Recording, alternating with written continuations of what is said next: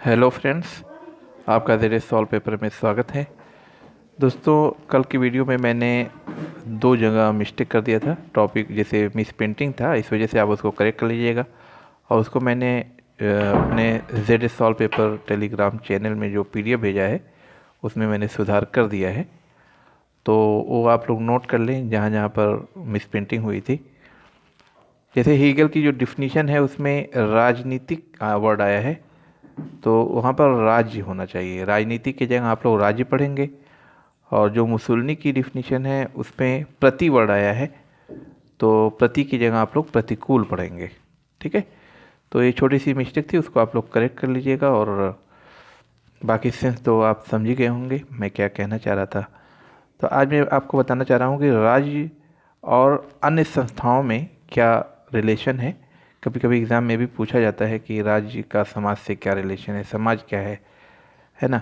और नेशनलिज्म क्या है, और यानी कि राष्ट्रवाद, तो राष्ट्रीयता, जो छोटे छोटे वर्ड्स हैं उसमें डिफरेंस जानना चाहिए। समाज, संस्थाएं, ये सब के बीच क्या रिलेशन है, तो इसको आप क्लियर कर लीजिएगा। जैसा कि आप स्क्रीन पर देख रहे हैं कि राज्य तथा समाज। समाज व्यक्तियों का प्राथमिक साहचर्य है जो जन्म से मृत्यु तक व्यक्तियों की समस्त आवश्यकताएं पूरी करता है। लेकिन राज्य राज्य समाज की एक राजनीतिक इकाई है, अतः यह राज्य का निर्माण समाज से होता है ना। यानी कि राज्य का जो निर्माण होता है वो समाज से होता है। समाज पहले आता है, फिर राज्य बनता है। तो समाज व्यापक होता है, अतः समाज अनंत काल तक चलता रहता है, जबकि राज्य बनाए बदले एवं तोड़े जा सकते हैं, है ना। बिल्कुल सही बात है। मनुष्य राज्य के बिना जीवित रह सकता है। मनुष्य राज्य के बिना जीवित रह सकता है, किंतु समाज के बिना नहीं रह सकता। बिल्कुल सही बात है कि भाई देश अगर नहीं रहेगा तो कुछ न कुछ तो रहे, समाज तो रहेगा ही, है ना। जैसे हिस्ट्री में आप देखें भाई, दिल्ली सल्तनत, मुग़ल सल्तनत, है ना, और अंग्रेज़ लोग आए, उसमें जो है भले हमारा देश जो आज है वो नहीं था, संप्रभुता नहीं थी, लेकिन समाज तो रहा ही है। समाज कभी नहीं खत्म होता है ना। तो यही है, मनुष्य राज्य के बिना जीवित रह सकता है किंतु समाज के बिना नहीं रह सकता। इसलिए मनुष्य को स्वभाव से सामाजिक प्राणी कहा जाता है। स्वभाव से सामाजिक प्राणी कहा जाता है, बहुत इंपॉर्टेंट वर्ड है। राज्य की सदस्यता आवश्यक है किंतु समाज की सदस्यता आवश्यक नहीं है। ठीक है, राज्य की सदस्यता आवश्यक है किंतु समाज की सदस्यता आवश्यक नहीं है। ये भी सही है। जैसे हम अपने भारत के नागरिक हैं, हम इसके सदस्य हैं, लेकिन अगर फॉरेनर आता है कोई अमेरिका से, इंग्लैंड से, तो हमारे राज्य देश का सदस्य नहीं है वो, लेकिन उस समाज का सदस्य, वो जहाँ का होगा वो तो वहाँ का ही है। उस देश की सदस्यता उसको मिली होगी, समाज की भी सदस्यता मिली होगी, लेकिन समाज की सदस्यता के लिए कोई आवश्यक शर्त नहीं है। जो जहाँ रहता है उसी समाज में घुल मिल जाता है, लेकिन राज्य उसको सर्टिफिकेट देती है सदस्यता के लिए, समाज नहीं देती है ना। राज्य तथा अन्य संस्थाएं, यानी संस्थाओं और राज्य में क्या संबंध है इसको देखेंगे। राज्य के पास संप्रभुता होती है जबकि संस्थाओं के पास नहीं होती। संप्रभुता के बारे में मैंने आपको बताया है कि कोई भी डिसीज़न वो ले सकता है, आंतरिक और बाहरी दोनों तौर से वो डिसीज़न ले सकता है, उसे संप्रभु कहेंगे या संप्रभुता कहेंगे, सॉवरेन कहेंगे। मैं आपको संप्रभुता के टॉपिक पर डिटेल में बताऊंगा कि संप्रभुता कभी बदली नहीं जाती। संप्रभुता कभी मतलब एक तरीके से देय नहीं होती, वो अदेय होती है, किसी को दिया नहीं जा सकता। संप्रभुता विभाजित नहीं होती, वो डिवाइड नहीं की जा सकती। तो ये सब टॉपिक है, एकलवादी और बहुलवादी, इसमें अलग अलग विचारक हैं, उसको दोनों में डिफरेंस आपको बताऊंगा मैं। तो संस्थाओं के बीच दोनों का क्या संबंध है। तो राज्य के पास संप्रभुता होती है जबकि संस्थाओं के पास नहीं होती। राज्य की सदस्यता अनिवार्य है जबकि अन्य संस्थाओं की नहीं होती, है ना। राज्य एक निश्चित भूभाग होता है जबकि संस्थाओं का निश्चित भूभाग नहीं होता। वह क्षेत्रीय, राष्ट्रीय, अंतर्राष्ट्रीय भी हो सकती हैं। संस्थाएं अनेक प्रकार की होती हैं, जैसे सामाजिक, आर्थिक, राजनीतिक, सांस्कृतिक। यानी हम अपने लाभ के लिए या अपने हित के लिए संस्थाएं बनाते हैं, जबकि राज्य सबके हित के बारे में सोचता है कि नहीं। जबकि राज्य अनेक प्रकार के नहीं होते, 4 अनिवार्य तत्वों के होने के कारण सभी राज्य समान पाए जाते हैं, यानी भूभाग, जनसंख्या, सरकार और संप्रभुता, ये राज्य के तत्व हैं।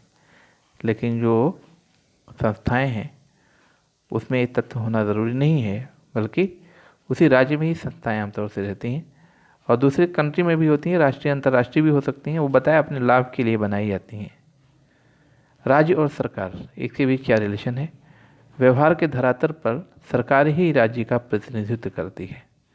राज्य के नाम पर सरकार ही सारी सत्ता का प्रयोग करती है। सरकार राज्य की इच्छाओं को लागू करती है। सरकार हमसे आज्ञा पालन की मांग करती है, जबकि राज्य हमारी निष्ठा का पात्र होता है ना।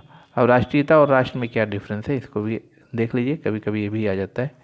राष्ट्रीयता प्रायः ऐसे लोगों के समूह को कहा जाता है जो एक ही धर्म, भाग, प्रजाति, संस्कृति, भौगोलिक सघनता इत्यादि की निकटता से जुड़े होते हैं और एक ही जैसी राजनीतिक आकांक्षाओं और ऐतिहासिक विकास के कारण एकता की भावना से प्रेरित होते हैं।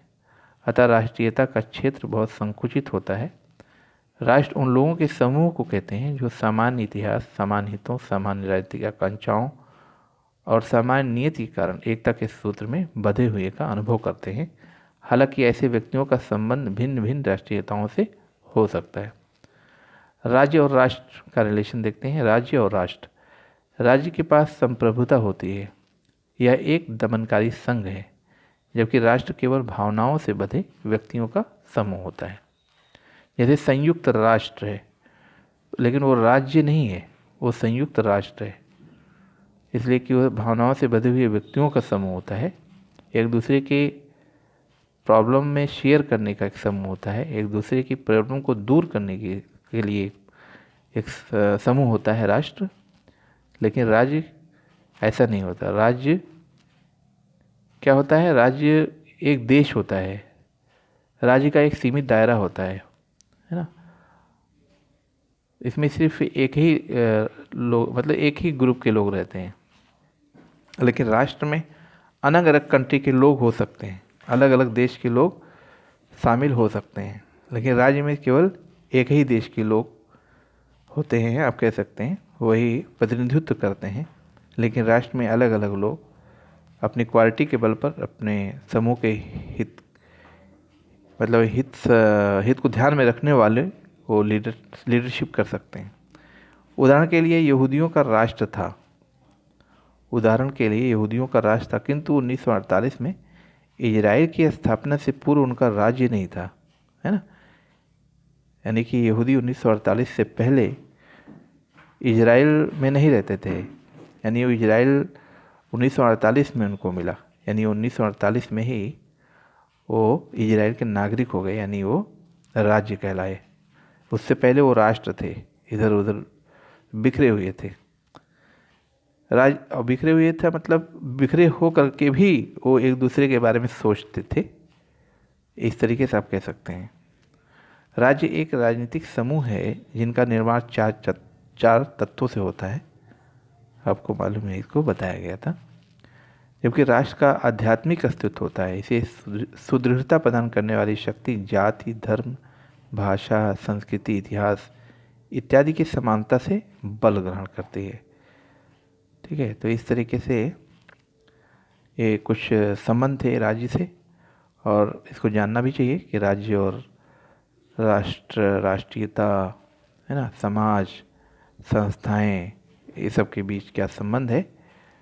तो उम्मीद है आपको समझ में आया होगा। अगर नहीं आया होगा तो आप कमेंट कर सकते हैं, और अगर मेरा चैनल आपको पसंद आता है तो आप उसको सब्सक्राइब करें, लाइक, शेयर करें, और मेरा ये PDF that is solve paper में आप देख सकते हैं, पढ़ सकते हैं, और मेरा PDF आप ज्वाइन कर सकते हैं। आप टेलीग्राम चैनल में जाएंगे, सर्च करेंगे ZA सॉल्व पेपर, तो मेरा लोगो आप पहचानते ही हैं, उससे आप समझ सकते हैं कि ZA सॉल्व पेपर का चैनल है। आप उसमें ज्वाइन होकर के PDF को शेयर करें, पढ़ें, है ना। और कोई प्रॉब्लम हो तो आप बताएं, हमसे कमेंट कर सकते हैं।